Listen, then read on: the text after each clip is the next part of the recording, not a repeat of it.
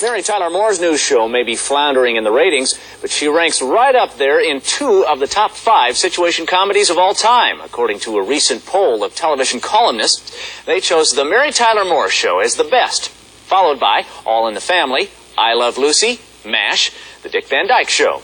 By the way, My Mother the Car was chosen worst of all time.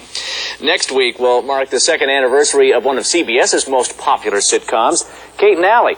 Barbara Howard talked with Kate, Susan St. James, about an upcoming episode and a past friendship. For almost 20 years, which is nearly half her life, Susan St. James has been chalking up hits on television, which entitled her to some special privileges, like CBS originating Kate and Allie not from Hollywood, but from the East Coast where St. James and her family live.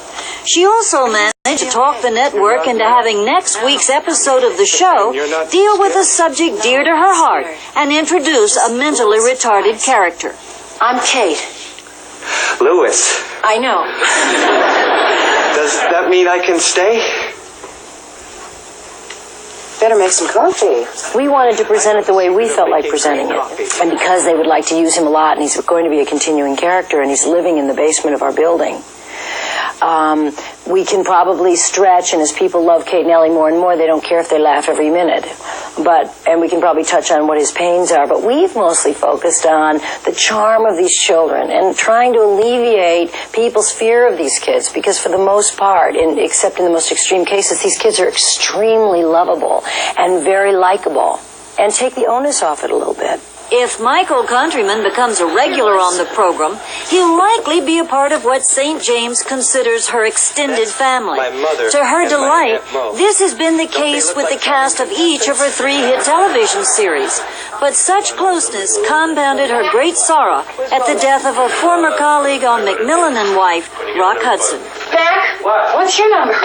It's in the Rolodex. Mac, you're impossible. That's possible. He came to work. He was never late. He was never in a bad mood the whole entire time. He had a class that I just don't see anymore. And I think that even the mystery that goes along with that is gone. That's why we all love Lady Di. She's not allowed to talk. You know, there's a mystery there. You still miss him a lot, don't you? I miss him a lot. In fact, when I was there, I went out there for the service, and everybody got up. And spoke all the way to the people that had worked in his home. It was a really homey thing, and I thought, I know these people. These are my friends. I really did go to work every day for 5 years with Rock Hudson, and he really was my pal. The loss of a loved one has made St. James philosophical about the future. I think this is going to be it. I think Kate and Allie's going to be it, because my kids are getting awful interesting, and that's what I want to do. One other note, Lindsay Wagner will be guest starring on an upcoming episode of Kate and Allie, and her appearance will be spun off next year as a series called Late Bloomer. This will be the first sitcom for the Bionic Woman. A new action-adventure movie starring Sean Connery and Christopher Lambert opened last week. Leonard Maltin says, if you're going to see Highlander, be forewarned. Dramamine is a must, both for the movie and his review. I've just seen the new movie called Highlander with Christopher Lambert and Sean Connery, and I'd like to tell you what I thought of it. Now, how would you like to watch a whole movie where the camera's doing gymnastics like that every step of the way? The guy who made Highlander is a refugee from rock videos, which I figured out real fast. What I can't figure out is how he and his colleagues bungled a good fantasy idea so badly. It's all about an immortal being who's fighting the same band of enemies who've been after his head since the 16th century.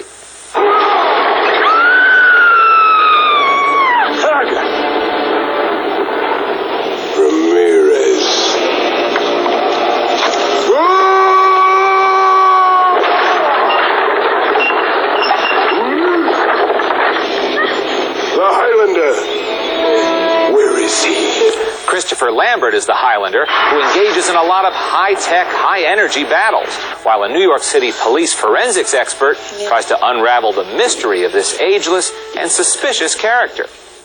I don't know what it feels like to be immortal, but I do feel as if I spent a lifetime watching this movie. Not only is it long and muddled, I thought I'd need a motion sickness bag from all those helicopter shots and crane shots and skycam shots. But I think the frosting on the cake was the insult of watching a slew of blatant plugs for a big hotel chain. So not only does the movie look like a rock video, it's even got commercials. Boy, all that money, all those special effects, all for naught. I'm giving Highlander a 3. And I'm Leonard Maltin. Entertainment Tonight. Thanks, Leonard. We're still trying to get the cameraman off the ceiling. Ticket buyers surveyed on both coasts by MovieTrack gave Highlander only 1.5 stars out of a possible 4. 3% rated it the very best, 25% loved it, 34% liked it, while 31% were disappointed, and 7% rated it a bomb. MovieTrack's survey found 37% of the audience came to see Sean Connery. That is an appearance, MovieTrack says, will be missed by anyone going out for popcorn. MovieTrack's prediction, Highlander will take the low road at the box office. John Lennon's widow talks about peace, love, and harmony among the Lennons. Coming up on Entertainment Tonight, tomorrow, Linda Gray takes over as the boss for a Dallas episode.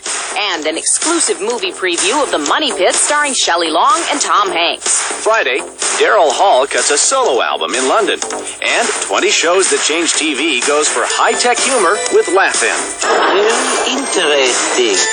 All on Entertainment Tonight.